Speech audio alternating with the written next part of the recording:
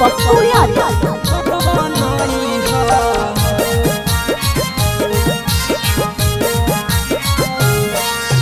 गुंजन भैया के साना सद बनई है, गुंजन भैया के विजयी बनई है, जन भुलाई है शासन बनाई है, भारी मत जितई है। गुंजन भैया के साना सद बनई है, ए हो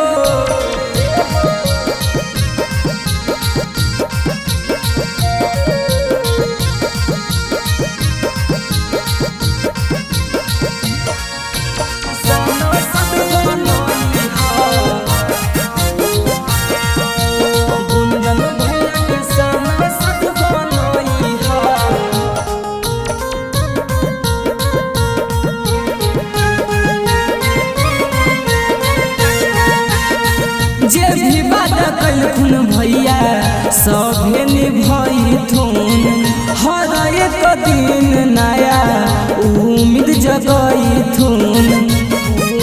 ए चाची जे भी वादा कलखुन भैया सभे निभैथुन, हर एक दिन नया उम्मीद जगैथुन। कि अपन बेटा जैसन भइयो पर प्यार तू जतई है, गुंजन भैया के साना सद बनई है,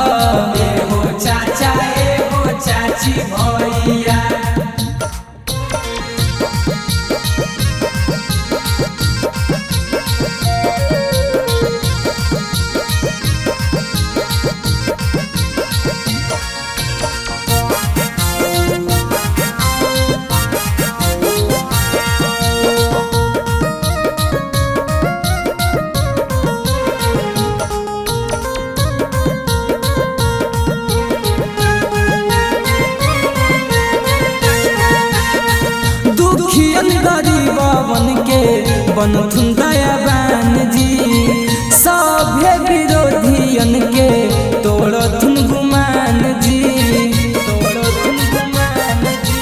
दुखियन गरीबन के बनथुन दयावान जी, सभे विरोधियन के तोड़थुन गुमान जी। बंधन बिहारी संग आसमान के मान चाचा रखी है।